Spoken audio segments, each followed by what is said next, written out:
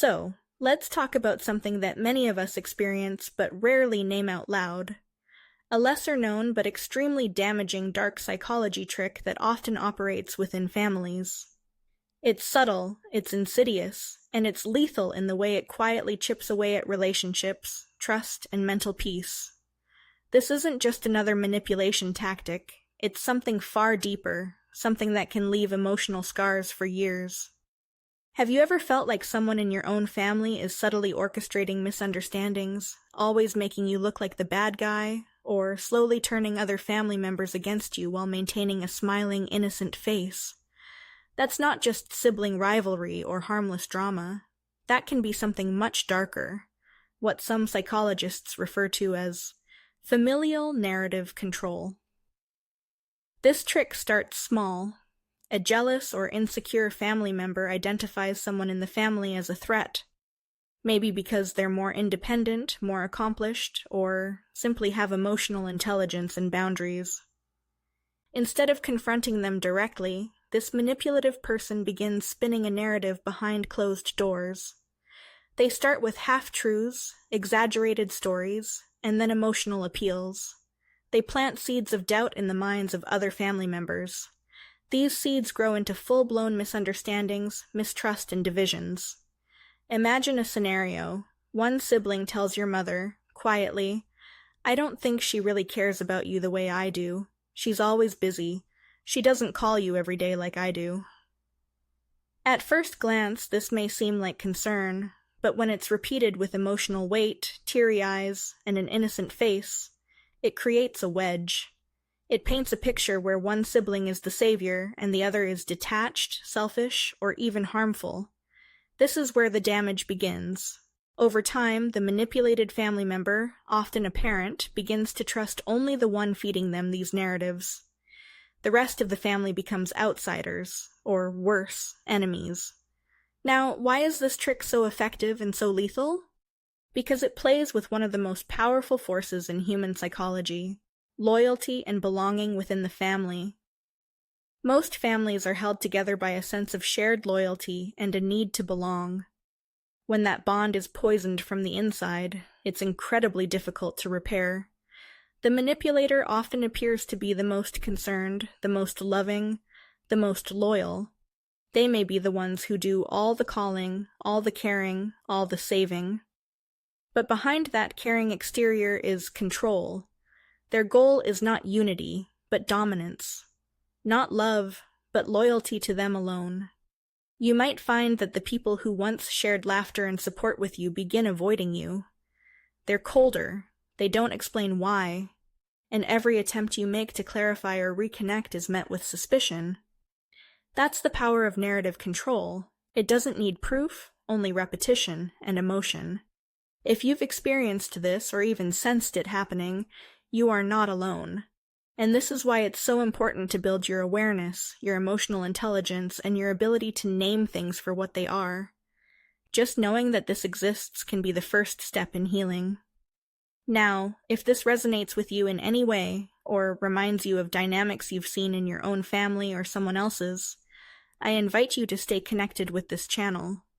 There's value in learning how to protect your energy and your peace in spaces where you should feel the safest. Let's take a moment to look at how this manipulation trick maintains itself. It's not a one-time act, it's an ongoing process, like a campaign. The manipulative family member consistently positions themselves as the victim, and you as the oppressor. They might even cry during conversations about you, evoking sympathy. They might use phrases like, "I've tried everything to keep the family together," or, "I'm just so tired of being the only one who cares." These are emotional weapons, and the parent or elder being manipulated may start seeing themselves as under attack by their own child or relative, while the manipulator gains complete control over their perceptions. The whole world is now seen through the lens that the manipulator crafted. It becomes impossible to distinguish truth from distortion. But here's where you have power. Silence fuels this trick. Isolation is its biggest tool. The more you withdraw in frustration, the more the manipulator paints you as the guilty one. That's why staying aware, present, and emotionally balanced is crucial. You don't have to fight their lies with louder words. You fight it by standing in your truth with grace. One more thing. Many people think that these dynamics only happen with mothers and daughters, or within sibling rivalries. But this trick knows no gender, no role. It can be used by sons, daughters, cousins, even in-laws. Anyone who desires emotional monopoly over a family member can use this trick. That's why it's so important to keep talking about it. The more we discuss these patterns, the less power they have.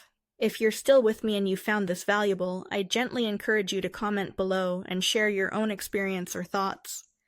This isn't just a video, it's a space to grow, to learn, and to support each other. Let me also add, by staying connected to content like this, you're not just learning psychological concepts. You're learning how to navigate your own story with more wisdom and self-protection. So take a moment to subscribe if you haven't already, and hit the bell so you're notified whenever there's more to discuss. This small step helps you stay rooted in knowledge and gives you tools to protect yourself emotionally and mentally. Sometimes we grow up thinking that family drama is just part of life, but not all drama is harmless.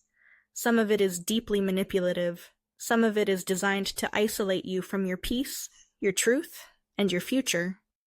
That's what this trick is about. Stealing your peace quietly. Another sign to look out for?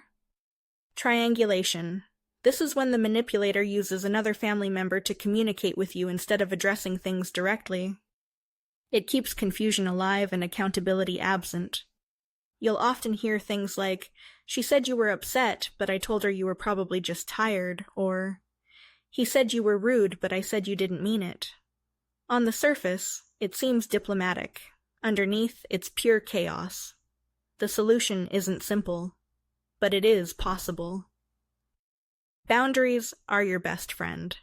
You may not be able to change how someone sees you, especially if their view is built on lies. But you can choose how much access they have to your life, your time, and your emotional energy.